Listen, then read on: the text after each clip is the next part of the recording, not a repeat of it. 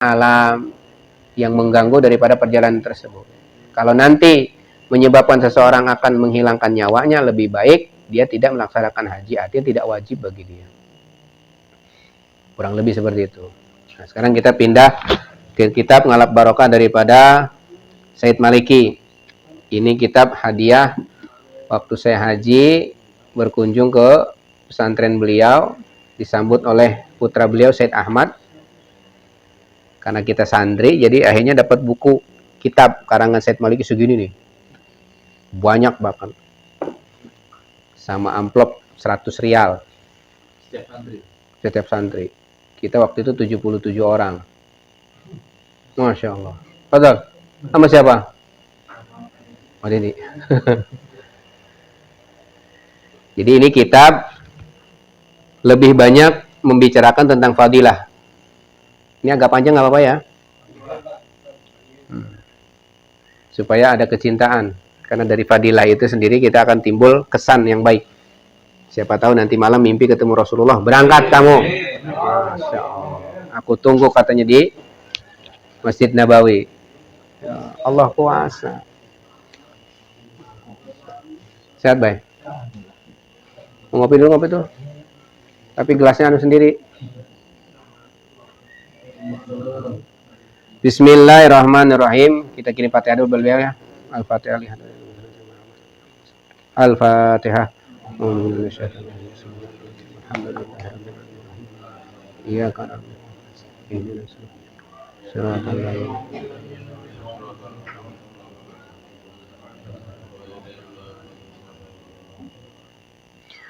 Fadlu salati fil baiti wastihbabi dzalik. Fadilah salat di Baitullah dan kesunahan di dalamnya. Amma salatu fil bait fa fadluha thabitun min jihati kauniha sunnatan wa mustanada sunniyatiha ma'a kaunin nabi sallallahu alaihi wasallam fa'alaha. Wa mujarradu hadzal fi'li yadullu ala annaha sunnatun wal insanu idza fa'alaha mustash'iran hadzal ma'na ma kaunihi fi dzalika muttaba'an lin nabi sallallahu alaihi wasallam muqtadiyan bihi nalal khair al katsir wal fadl al jazil. Jadi salat di Baitullah ini memang bukan sesuatu yang aneh sebetulnya. Bahkan sesuatu yang harusnya dikejar. Ya, makanya alhamdulillahnya kalau di Indonesia ini terkenal dengan salat arba'in tadi. Jadi betul-betul disuarakan. Jangan sampai kita ini menyia-nyiakan waktu setelah kaki kita menginjak tanah haram. Ya. Salat arba'in 40 waktu. Dari takbir sampai salam. Ya. An Ibnu Umar radhiyallahu anhuma anna Nabiy sallallahu alaihi wasallam dakhala al-Ka'bata huwa wa Usamah wa Bilal wa Utsman bin Talha fa aglaqaha alaihi summa makasa fiha fa qala Ibnu Umar fa sa'altu Bilalan hina kharaj ma sa'ana Rasulullah sallallahu alaihi wasallam qala ja'ala amudain min yas'an yasarihi wa amudan an yaminihi wa salasata a'mudatin wara'ah wa kana al-bait yawma idzin ala sittati a'mudatin thumma shalla. Dari hadisnya riwayat Ibnu Umar radhiyallahu anhuma bahwa Nabi sallallahu alaihi wasallam ketika masuk Ka'bah ini kejadiannya ketika Fathu Makkah. Ya. Nabi bersama Usamah bin Zaid, Sayyidina Bilal, Utsman bin Talha. Berapa orang tuh? 4 orang bersama Nabi itu.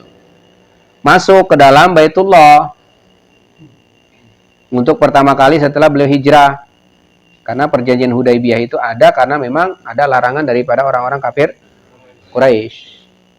Kemudian pulang dari sana, keluar dari sana karena Ibnu Umar nggak ikut masuk, bukan termasuk orang-orang yang masuk ke dalam Ka'bah tadi.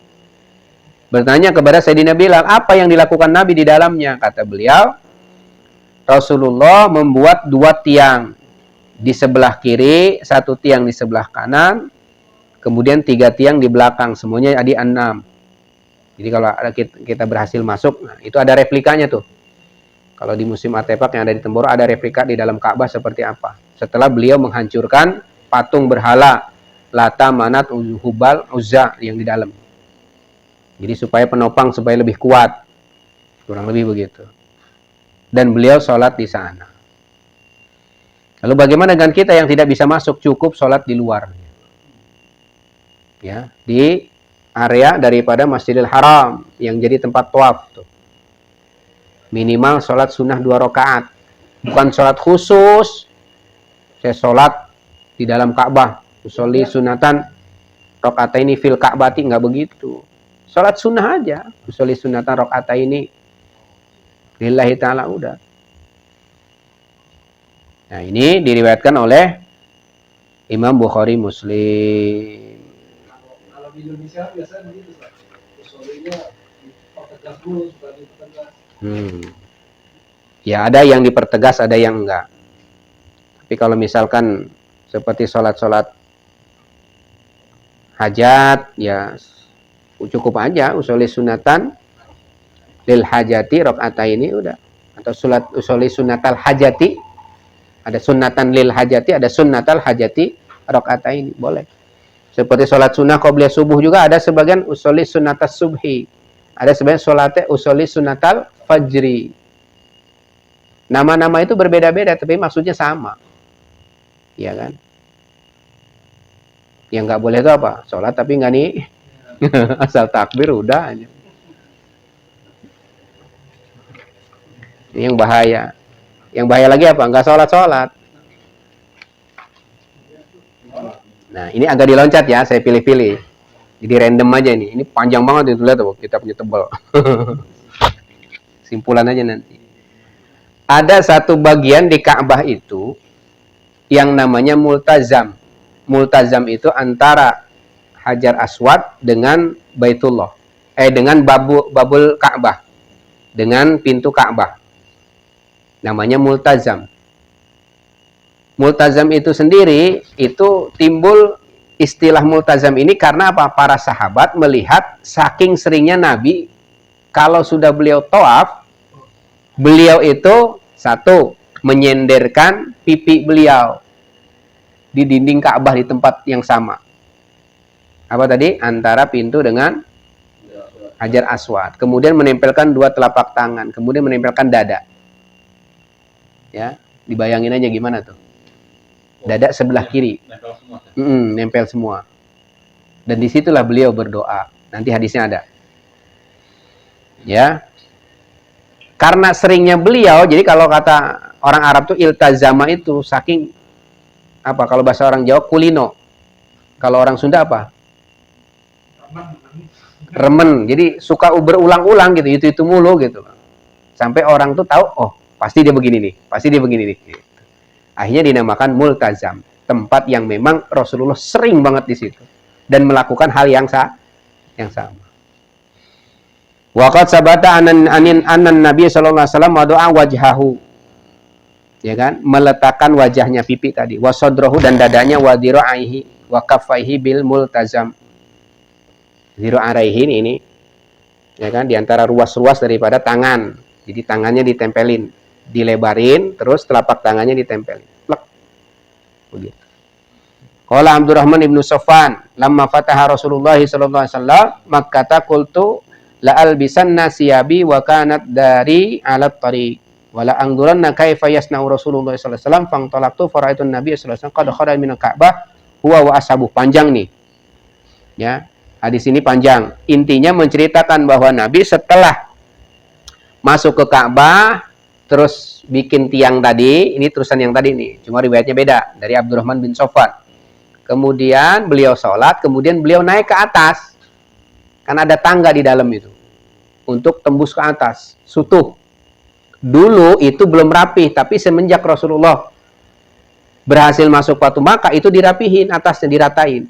Namanya sutuh, tingkat. Jadi kayak semacam balkon. Jadi kalau duduk-duduk di atas tuh bisa.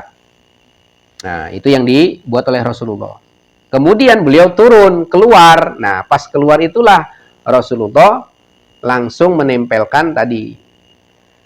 Apa tadi? Wajah, maksudnya pipi.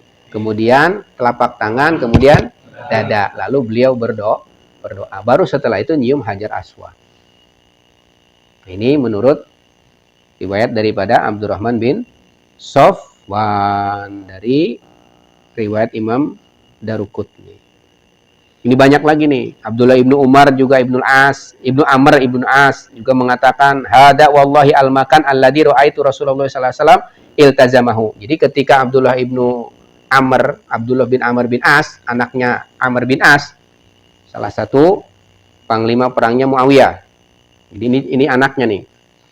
Beliau ketika tawaf pun menunjuk tempat ini. Sampai beliau mengatakan wallahi demi Allah ini tempat yang Rasulullah sering banget berdoa di tempat ini. Nah, begitu. Rawahu Ibnu Majah, riwayat Ibnu Majah.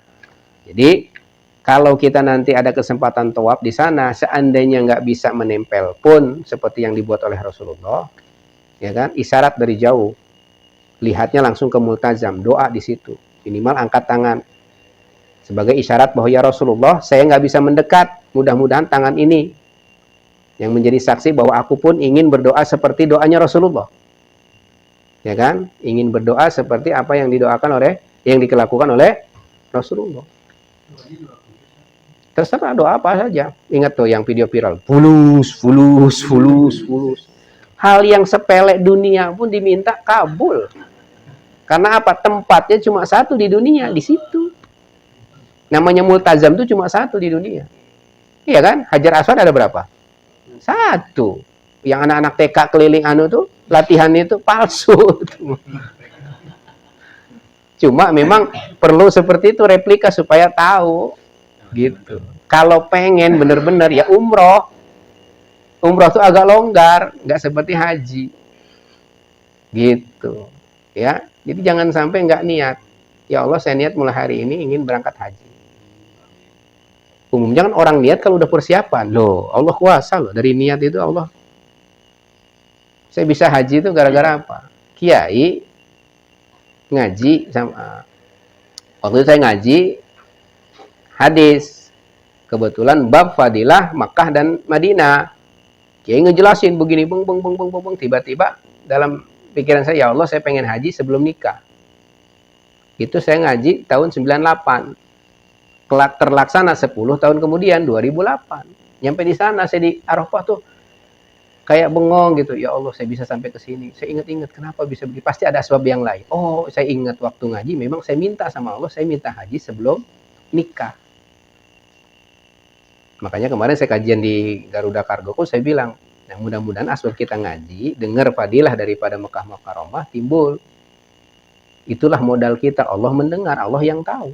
Caranya bagaimana? Ya Allah yang tahu. Yang penting nih, niat dulu. Kurang lebih seperti itu. Jadi jangan sampai nggak tahu bahwa ada waktu-waktu khusus, tempat-tempat khusus yang memang Allah Subhanahu Wa Taala buka lebar-lebar, nggak ada pintu yang tertutup. Bainaha wa bainallah. Antara tempat itu dengan Allah Subhanahu Wa Taala. Artinya didengerin, doa-doa kita dikabulkan langsung. Insya Allah ya. Nah, terus sejarah Ka'bah. Ka'bah itu dulu kita tahunya itu dibangun oleh Nabi Ibrahim. Ini ada dua pendapat. Pendapat para ahli sejarah yang terlibat dalam pembangunan Ka'bah maupun dari awal ataupun renovasi, atau ada 11 unsur, 11 makhluk.